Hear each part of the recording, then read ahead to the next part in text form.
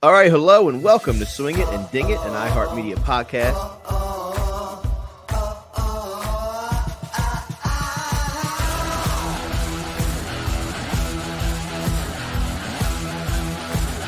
Man, this is a birdie fest.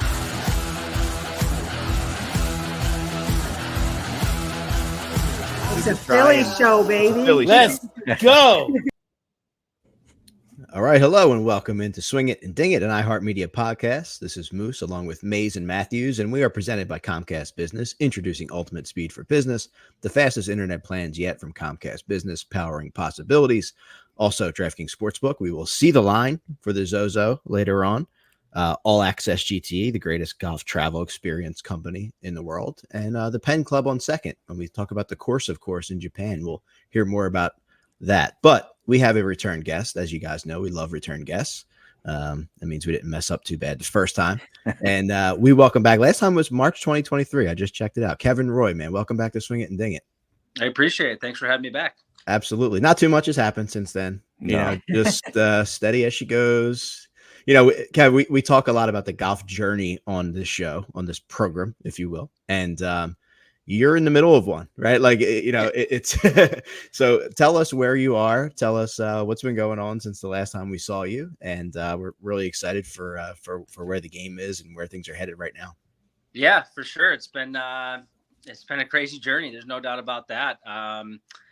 You know, I think last time we talked, we had my PGA Tour card.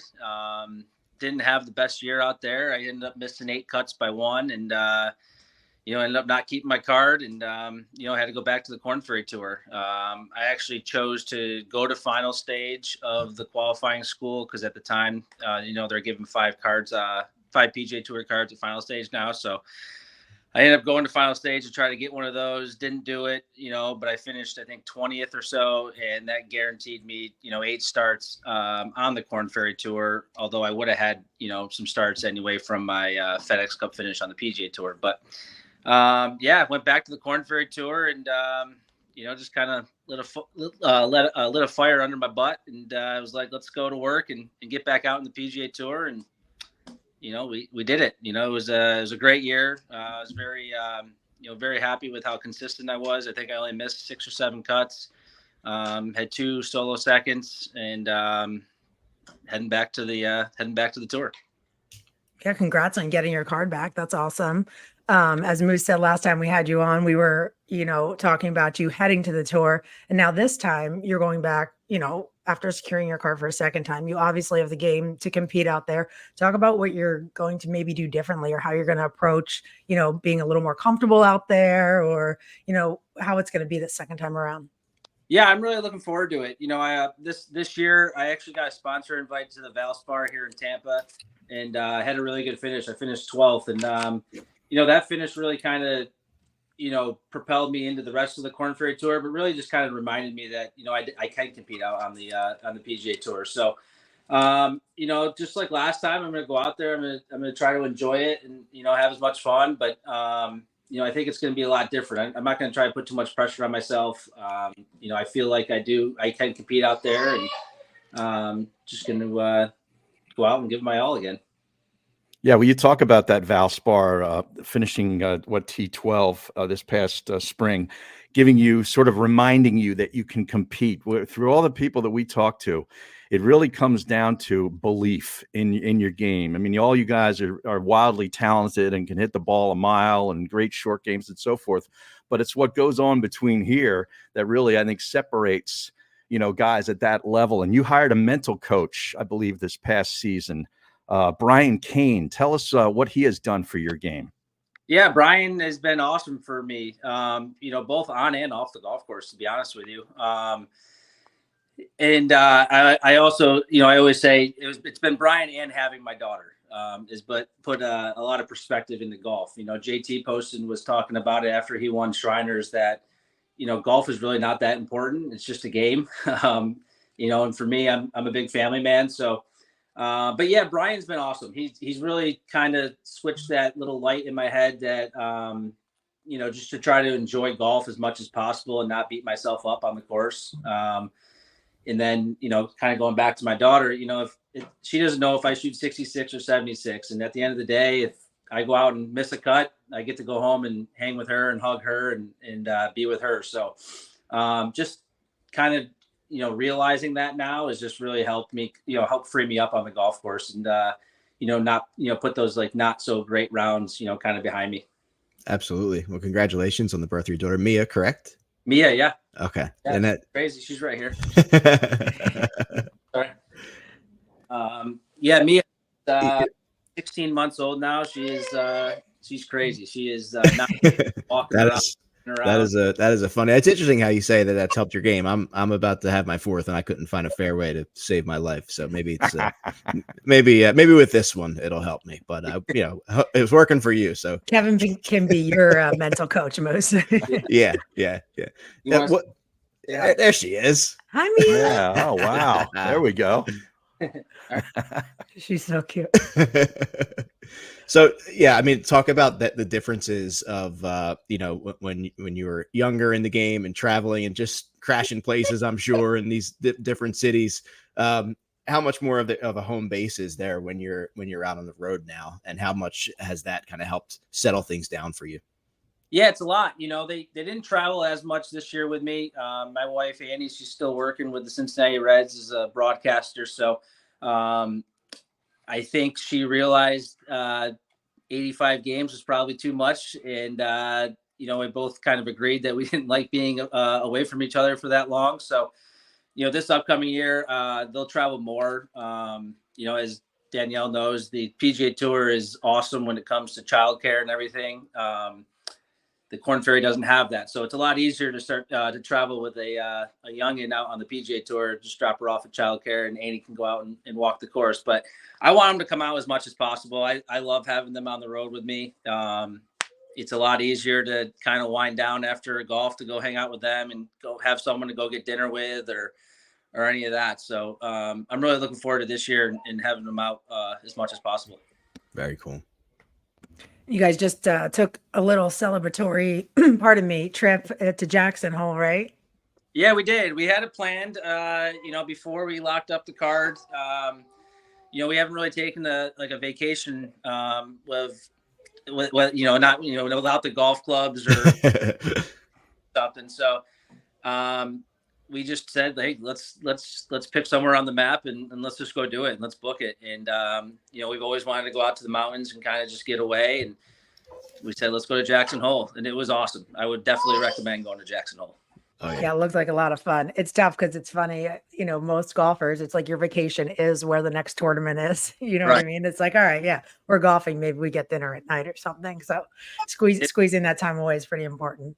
It was awesome. It was so much fun to travel without the golf clubs and just not even think about playing golf and just, spending quality time with them. And, obviously, like I said, we were apart a while this year with her work and my work. And it was awesome. We got to, spend some good times and have some nice drinks and just really enjoy it.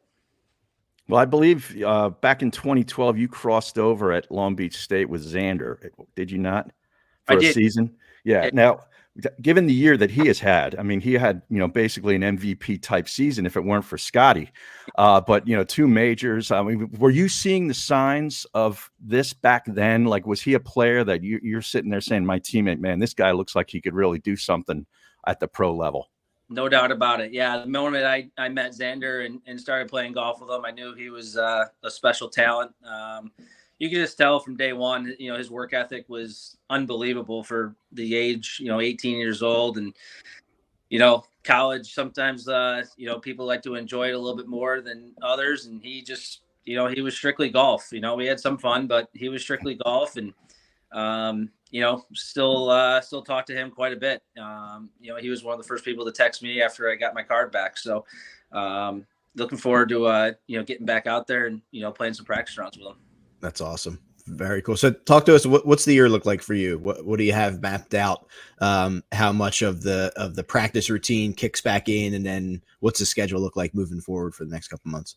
Yeah. So I just started kind of getting, I played yesterday for the first time since Jackson Hole. It was very rough, but fun. Yeah, I'm gonna get back into it. I got an invite to the TaylorMade Invitational at Pebble Beach the week before Thanksgiving, so I'm gonna go out and play in that. And then I have a pro-am down in the Bahamas the first week of December. Those are the only two kind of competition things I have the rest of the year. And then we'll fire it up. I'll probably head out to the desert after New Year's and do some practice out there before heading out to Hawaii. Kev, we always ask this question. We're a Philly-based podcast, the three of us all from Philly. So we might have asked it last time. I can't remember, but if not, we're asking again. Your favorite course in the greater Philadelphia area? Oh man, I got to be honest. I don't know if I played a lot of golf in Philadelphia. Sounds like we got to get them. We got to get them down there again. Where your guys' foundation event is? Oh, Scranton Country Club of Scranton. Yeah, we count it. All right. Yeah. Oh yeah. That course is spectacular. I had a lot of fun there. Well, then I'll ask you a second follow-up question, non-related. Who would you say is a guest that we should have on the podcast next? Having been on twice too, so you can really recommend one. And hard to say. I would say Matt McCarty. I mean, he's obviously playing unbelievable golf right now. Yeah. Matt, That's a good one. I would say Taylor Dixon. He'd be fun. He's a good talk. Adding that to the list. Yeah. I don't know. I mean, I could. Those are good. Those are Yeah, good. that's great. Those Yeah, are good. thank you. Yeah. Yeah. Yeah, I just had one more because I'm going back to the mental coach. There was some phrase that I read when I was reading up on you. Compete versus compare was something I think that sort of Mr. Kane got you sort of thinking that way. Could you give us? I think that could help our listeners. I think this is a big thing. Yeah, I mean, obviously, when you, as a pro golfer, and especially a guy like myself, you get to a tournament and you're trying to. You're walking down the range and, you see the Scotties, you see the Justin Thomases, the Jordan Spieth, all the, quote unquote, big wigs of the game. And, you sit there and you try to compare yourself to them. And that's probably the worst thing you can do. I mean, I feel like, now I understand that, my game's good enough to compete on the PGA Tour. So, it's kind of almost like put your head down and just go play your own game and play, one shot at a time. And, the biggest thing, that it might be a little off topic, but you see all these guys practicing and sometimes you try to compare and try to do what they're doing rather than, you do your own work. And when you're done practicing, just leave the course instead of just kind of hitting balls for no reason or hitting putts for no reason or practicing without a purpose, if you will. But it's just go and compete, go play your own game. You've proved that you can do it and you've proved that you're out there. So just go compete. The other thing that I heard you say that was interesting is the red, yellow, green light approach. So explain that a little bit. Yeah. So, like I said, when I played tournament golf, I tried to be 95% in the green light, which is, very calm, cool, relaxed. And then, yellow light is, you're angry, but, you got to snap back out of it as quickly as possible. And red light is just, basically you want to walk off the course. But yeah, no, I try to be in the green light. It's, I will be the first to admit there's been times where I was definitely hard on myself on the golf course. I'd get really upset over bad golf shots and, it was doing nothing for my game. And, I feel like I've played a lot better when I just, I know I'm going to hit bad golf shots. Everyone does, even the best players in the world. So, just try to stay in the green light and not get too upset over a bad shot or a missed putt because, we're human and it's certainly going to happen. That's right, man. Well, listen, we appreciate you Great coming stuff. on. We hope you'll come back on after your first PGA Tour win. Yes. I would love to. Beautiful. Well, go spend some time with Mia and good luck this year. We'll be rooting for you. Thanks for coming on. Appreciate it. Thanks, guys. Thanks for having me. You Congrats got it. again, Kev. All right. See ya. All right, let's take a quick break and we'll be right back. All right, welcome back to Swing It and Ding It. Great to talk to Kevin Roy. I mean, what a lot that's going on in a short period of time, right? You get your card in March of 2023 after all that hard work. You miss 8 cuts by 1, right? So like it's a game of inches, right? And Yeah. you're so close to but you fight back. You go and perform in a Corn Ferry Tour and you get your card back, and now you have a kind of different mindset, different perspective. So, I mean, an easy guy to root for in my book for sure. Yeah, no doubt about Absolutely. it. And I mean, his year wasn't horrible. I mean, he made 9 cuts and had 3 top 25s. I mean, Right. Mhm. you know, that's not too bad. And when he's on the Corn Ferry, he finished second at the Bahamas and at Boise. They were sort of bookended events on the start and the end of the season on totally different golf courses in Oh yeah. total different weather. So this guy can play anywhere, and his game travels He everywhere. has the game. Yeah. Yeah, Yeah. Just goes to show you how hard it is and what Yeah. the competition's like. And yeah. That must So, have been Harry- cool though at Valspar, though, his area where he lives. Yeah. to play in that event and play well. I mean, T12 is you're not just making the cut. I mean, you're on the second page of the leaderboard. That's Yep. right. That's right. So if he operates 95% in the green, like calm happiness zone, where does Harry Mays typically operate? I'm in the yellow a lot. Yeah, like Danielle's play yellow and Brandon. I'm in the yellow a lot. Yeah. Yeah, with a hint of red. No. from I time to time. don't go the red anymore. I Well, don't if, throw well, if the we're bugs looking or anything cumulative, like over the past maybe 5 years, they're probably a little orange. maybe a sprinkle, maybe She's maybe orange. orange. Yeah, maybe a hint of orange. Oh, that's good. See, I feel like I'm a hint of orange. We were playing last week, and I'm like, what? I'm like, where did that ball go? And Brandon's like, you hit both in the water. And I'm like saying some select words, and he's like, D, you haven't hit a ball in like 12 months. Like, relax. And I'm like, I just Yeah. no. That's my 3 days a week rule. If you play golf 3 days a week and you are hitting a lot of bad shots, you could be mad. If you Yeah. haven't played in 2 Right. weeks and you're getting all mad, it's like, Right. Yeah. Brandon's thing is you don't have the right to get mad because you don't practice. Right. Yeah. But Yeah. my yellow and orange is warranted because I hit enough balls. So You do. yeah, Well, yeah, like Kevin said, start practicing with some purpose, Har. yeah, there you go. that's right. Not just slaying balls all day. Well, someone who obviously practiced with some purpose is someone we've mentioned a lot over the past couple months in JT Poston, who gets Yeah. the win at the Shriners Children's Open. It's funny, we talked about Tom Kim. He winds up missing the cut. It Yep. just goes to show you, Wow. here's the 2-time winner coming back to defend, and he misses the cut. But JT Poston gets it done, Harry. Yeah, he did. I hit 5 out of my 6 plays that I gave out last week Let's on go. the show, and You're in a Poston was heater, one of Harry. them. I am, and this fall segment has been good to me. But like you mentioned, Tom Kim missing the cut, going for the three-peat. Ricky Fowler finished T23. Daniel Berger, who we've been keeping tabs on his comeback, T39. And then you had a whole group of guys that we talked about last week: Gary Woodland, Harris English, Harry Hall. Yep. And our buddy Kitayama, all T9. So, Yeah. it was pretty fun week. Yeah. It was.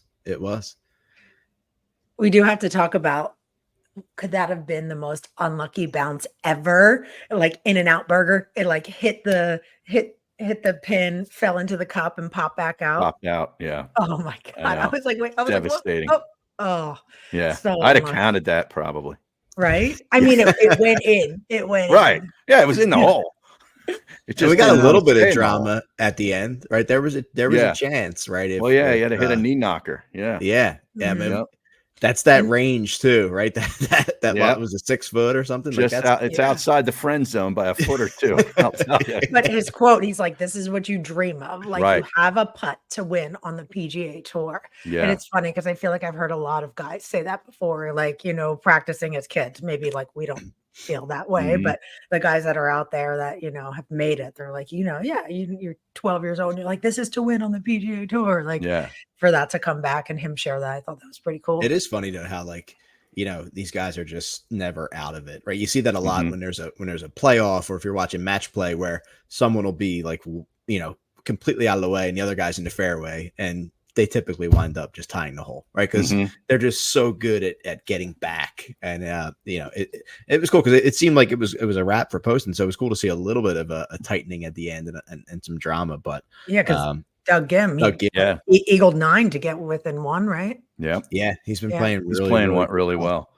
Yeah, But yeah, like Poston, I'm watching it, and my wife and I are sitting on the couch watching. I said, he steps up. I said, he's done this a million times. He's gonna make Yeah. this.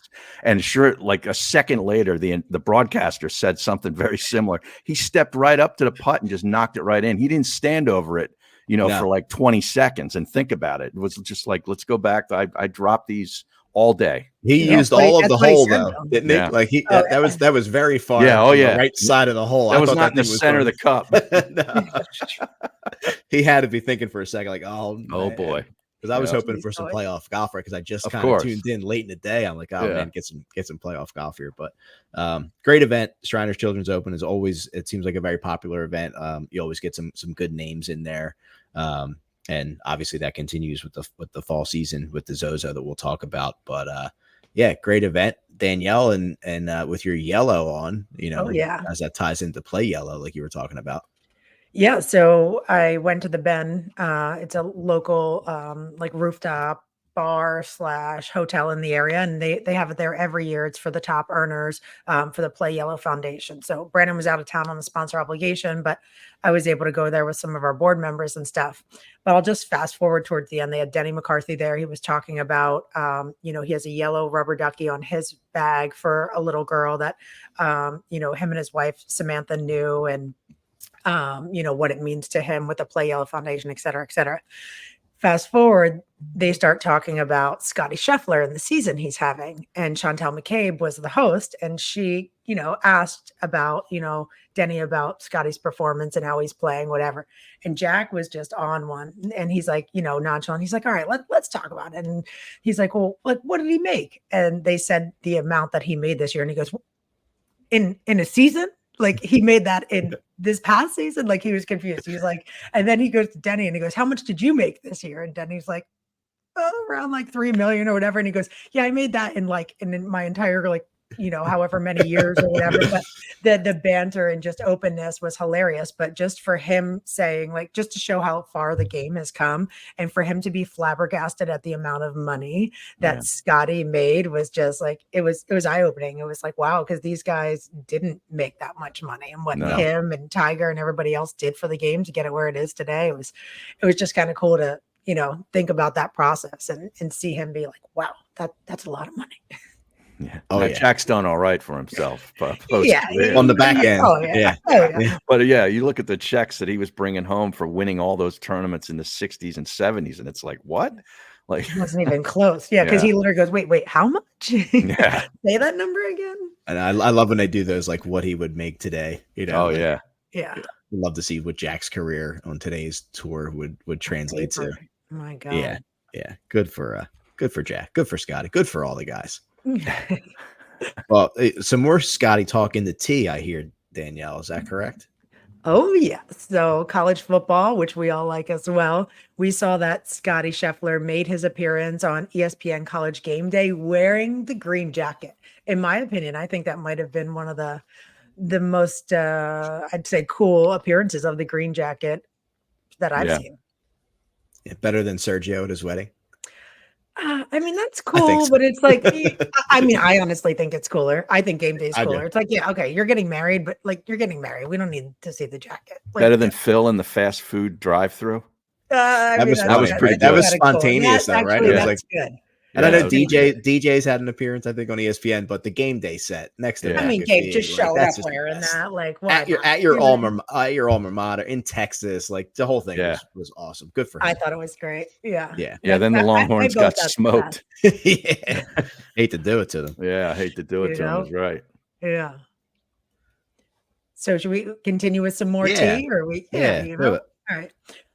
So the TGL schedule is released. The season begins January 9th, 15 regular season matches, and then the playoffs starting in March. So definitely going to put that on my radar to check out, a match or two, since it's so local here. But I did see some posts already that, they said tickets are selling quick. So I don't know if that's a marketing ploy or if it's really selling out. So we should. Yeah, I'm interested to see this too, right? It's Monday and Tuesday nights, right? Yeah. It's the screen is 24 times the size of a typical simulator screen that they're hitting into, and then they have this short game area which is bigger than 4 basketball courts with these that's cool greens and complexes that move. I just want to see how this thing all works.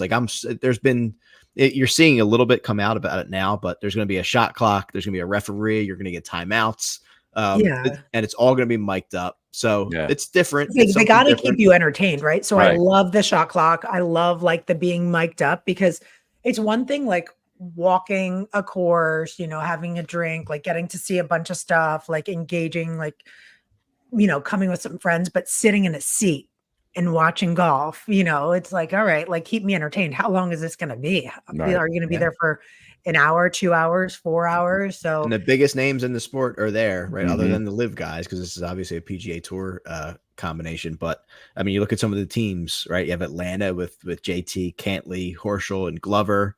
Mhm. Boston with Rory, Hideki, Keegan, Adam Scott, Jupiter Lynx, Tom Kim, Tiger, Kiz, and Homa. That's a fun Yeah. team. Yeah. That's a good That's group. gonna be a Yeah. good mic'd up team. LA with Colin, Thigala, Rose, and Fleetwood. You have New York with Xander, Fitz, Ricky, and Cam Young. And then who's the last team? It's Wyndham, Lowry, The Bay Area. the Bay Area, Yeah, and the Bay Area. Ludwig Aberg. So Yeah. I mean, you got the And game's with the best. names of the cities are because of the venues, like, is that why? Or because I know like in Boston they went up there and did that, but I'm like, I wish there was like more. But they're all playing. They're playing at the same place, right? They're not. Yeah, Yeah. Yeah, It's all at that place. they all went. The Boston team I know went up to Boston Yeah, to do I like don't a know whole what media thing. So Yeah. I was just confused with the tie-in of the cities. I think they just wanted to make it like cities, just to get engagement from Yeah. make it truly like the other sports, like team sports. But yeah, Yeah. very curious to see how it all plays out. Yeah, I mean, the last we heard about this venue, it was destroyed in a storm, last year, right, Danielle? I mean, Mhm. and so I'm really curious to see, the arena, like you, Moose. I'm really that little seems cool with a gigantic short game area. But the other thing is, Monday and Tuesday nights in January and February are the most depressing days and nights on the sports calendar to me. Yeah. I mean, it's Yeah, like Aaron. Big Monday in college basketball used to be great when the regular season mattered more. Now it's kind of been watered down for years. There, you just finished a PGA Tour event, maybe that previous Sunday, and then you got to go till Thursday until they start up again. So this gives you 2 more nights of, some entertainment, golf-oriented entertainment. I'm really looking forward to it. Yeah. Yeah. Yeah, me too. Keep an eye on that. Yeah. We mentioned it slightly. Harry, you mentioned Daniel Berger. We're now halfway through the FedEx Cup fall. So we all know top 125 players keep their card. We were just talking to Kevin Roy about it. So Bubble Boys right now, we have 124 Matt Wallace, 125 Joe Highsmith, 126 Kevin Tway, 127 is Toasty, pardon me, 128 Berger, 129 Jewel Damon, 130 Pearson Cootie, and then I added 131 in there because Carl Yuan. I didn't realize that he was flirting with that line as well. So interesting to see how this plays out and who keeps their cards. Yeah, Damon's playing in the Zozo, so and I think there's some folks out there that actually like him to have a big week this week. Maybe that's why. But the other thing that I didn't realize until this past week when I looked JT posting up after the fact, they don't get FedEx Cup points if they're in the top 50 from last year. So Poston doesn't get anything for that win as far as FedEx Cup points. Yeah. That almost doesn't seem right. Yeah. I mean, I won a tournament. I guess the 1.62 million makes you feel a little bit better, but a little bit. I mean, you win a tournament. I don't know how they came up with that. Like, but wait, does it affect him being in the like elevated events?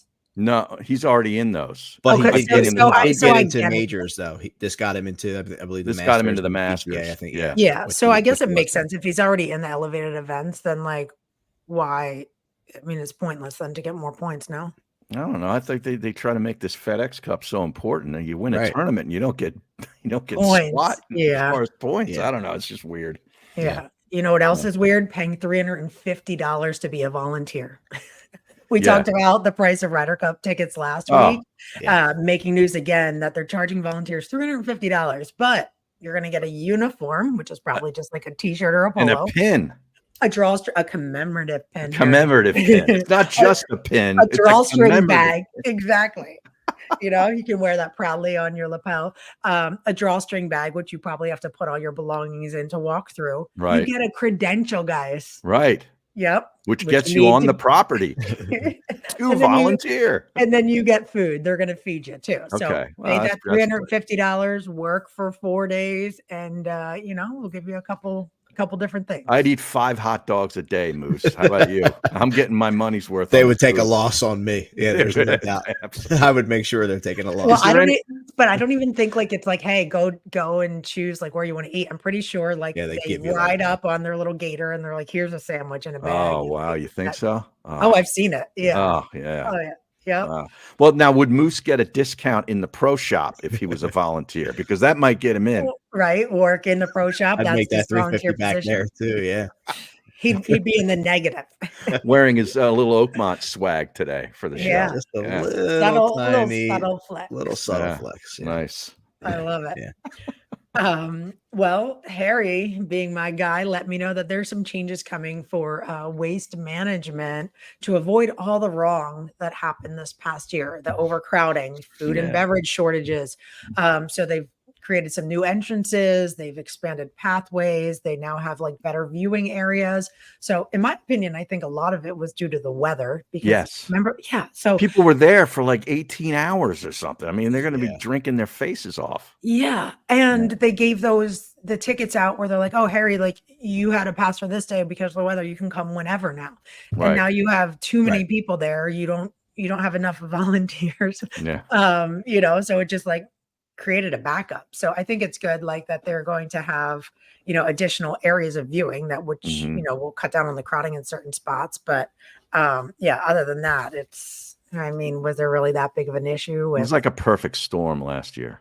Really. It really was. Yeah. Yeah. It really was. Yep. So, yeah. And then one last thing that we talked about the TGL schedule being released, the Corn Ferry schedule is released. So there's 80 days until the kickoff season in the Bahamas. And they have a new venue for the first Corn Ferry event this year. It's not at the Atlantis. And I did have this written down in there. Oh, it is at Atlantis. It was at something else, right? It wasn't. Okay. It's at Atlantis now. Wasn't it Exuma? It's not an Exuma. It's in Exuma, Atlantis. yeah. Yeah. Brandon walked in at the right time. Right. Right. Producer credit. Yeah. Thank you, sir. Sandals Resort. Okay. Yeah, Sandals Resort. He walked in to give me food and then at the right time, it's like, that's wrong. He didn't bring you a margarita? I think I'm cut off. So Hair yeah, of the dog here. Come on, man. hair Works of the for dog me. for sure. Harry, maybe I will go get something Yeah, after this. exactly. We'll see. I have a full schedule today though. But yeah, so that wraps the tea. All right, good stuff. Thank you. So we head back to the PGA Tour for the Zozo third 3 weeks out of the continental U.S. You have the Zozo in Japan, then you have Bermuda, and then Mexico. You have 78 golfers, no cut. You had Tiger won this back in 2019. Hideki famously won this in 21. Keegan in 22. And then you have obviously Colin Morikawa. Big names in this tournament, Harry. Xander, Colin Morikawa, Hideki, Sanjay, Sahith, JT, Kirkadiyama, Mimuli, Will Zalatoris playing in this event. So this is a big one for sure. Yeah, it is. And isn't this where Tiger tied Snead with his 82nd win? Was the Win Zozo? number 82. Yeah, Yep. I thought Yep. so. So it is. Yeah, it is very kind of a historic spot. The Accordia Golf's Narashino Country Club in Tokyo, just outside Tokyo, Japan. The tough thing about this is watching it. If you want to watch this live, it's 11 p.m. to 3 a.m. from Wednesday. So tonight at 11 p.m. you can tune in. And it goes right through Saturday night into early Sunday morning. So it's the other half of the world. Kinya Fujita designed this place back in 1965, the year I was born. And one of the things that really stands out, and this is very popular over in that part of the country, the double greens. There's 2 greens on every hole at this golf club. And, they do that to, play in different seasons, give this turf a rest and different grasses and all that kind of stuff. It's kind of an interesting concept. Par 70, there's 5 par 3s and 3 par 5s. Very long par 4s. There's 5 of them back in 2023 that measured 485 yards or more. So some long par 4s, some good long and mid irons probably going to be used by a lot of these guys. The yardage is not long, though. 7,079 yards is pretty short for PGA standards. But it plays longer because it's narrow and very tree lined, and there's 6 dog legs, and it's kind of tough to cut the corners because of all the trees. So it plays longer than the yardage, according to what I've read. Bent grass greens. So let's go to 16. The 16th hole is a par 3, 183 yards, water all up the left, and a large bunker short right of the green. The 17th hole, par 4, 491 yards. It's one of those really long par 4s. A slight dog leg left with a large green with bunkers at the front, left, and right corners. And then the 18th hole is a par 5. Very reachable, 562 yards, dog leg left with traps on both sides of the dog leg. The green is kind of offset to the right with a large trap in front and 2 traps in the back left. And you got to make sure like those 2 traps separate one green from the other. So that'll be kind of an interesting thing. I'd hit it to the wrong green and say that's a green in regulation. Right. I was going to ask, are they going to rotate them at all? Like I don't know. I have no idea. Interesting to see. It's like you're going up this green. Yeah. Wednesday, Hit the green. Yeah. Very interesting. Very. So I don't know if they're going to have that. Is this course? I don't know if they're going to have Club? that. I don't think No. they're going to have that at the Penn Club on second. But you got to check them out at pc2conchi.com. They've got some new membership options, and they're loading in courses all the time. And it's that time of the year to start thinking about how are you going to improve and get ready for 2025. There's no better place than the Penn Club on second, right in Conshohocken. That's Harry, right. I've been watching them on social. I'm like jealous that they're not down here. I mean, I can go outside obviously here, but I'm like, the place just looks so cool. You go outside and it's 65 and you're all bundled up. 79 this morning. There you go. We had There you 83 here yesterday. Yeah, it was crazy. Really? It was unbelievable. Yeah. It's that time of year we have no idea what to wear. Perfect. Yeah. Yeah. No clue. It's crazy. Yep. All right, so let's see the line here. Right. Obviously, you have Xander at a super short odds at plus 450, followed by Colin Morikawa 650, Hideki 650, Sanjay 1400, Sahith 1800, JT 2000.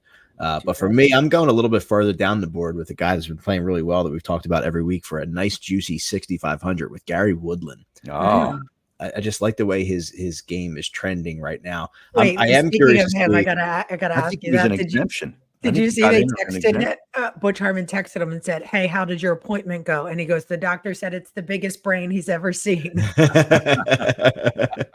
So I thought that was pretty funny. That is funny. but this is one where I'm really curious to see, the JTs of the world, right? Yeah. Max Homa, to see how he plays. Someone like Eric Cole who had a rough week last week, see if he bounces back, and a guy like Seamus Power, see if he's been trending pretty good. So and Zalatoris too. That's the other one, right? To see if this guy can make it back to the level where he was. Yeah, This is JT's last tournament before his wife gives birth to their child. So he was talking about that. Obviously, everybody's pushing that narrative. He's like, "Look, I'm here to win.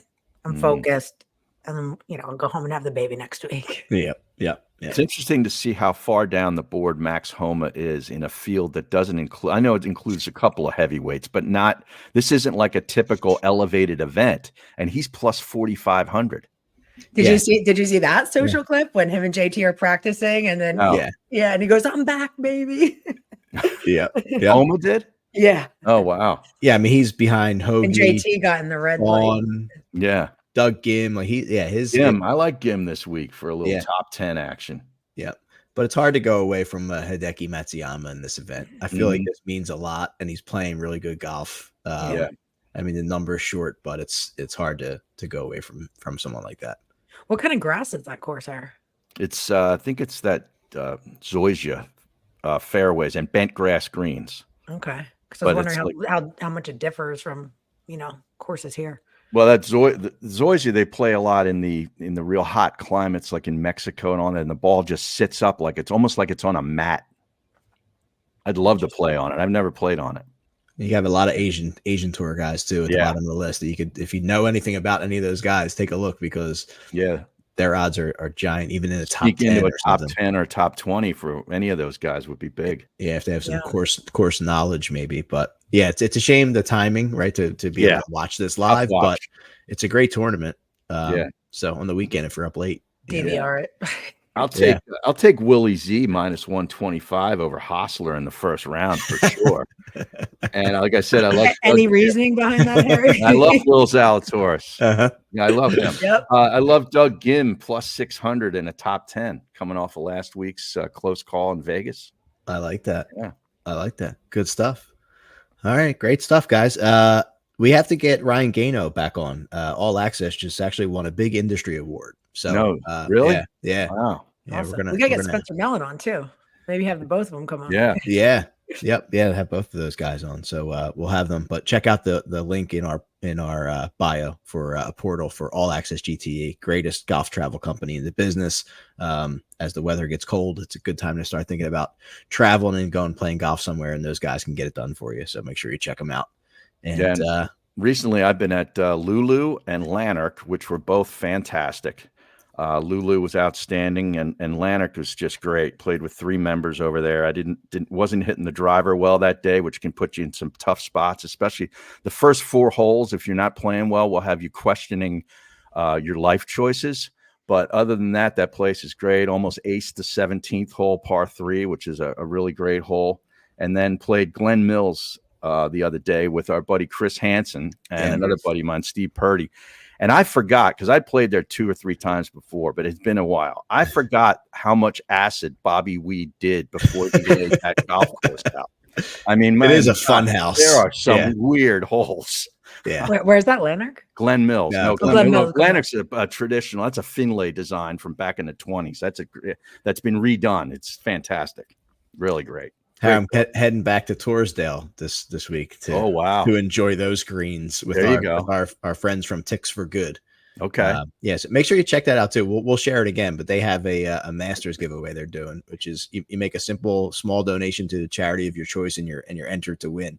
They give away some really good stuff, so make sure you check out Ticks for Good, and we'll be out there with those guys on Friday. So I'll tell you if I did any better at Torresdale this time around.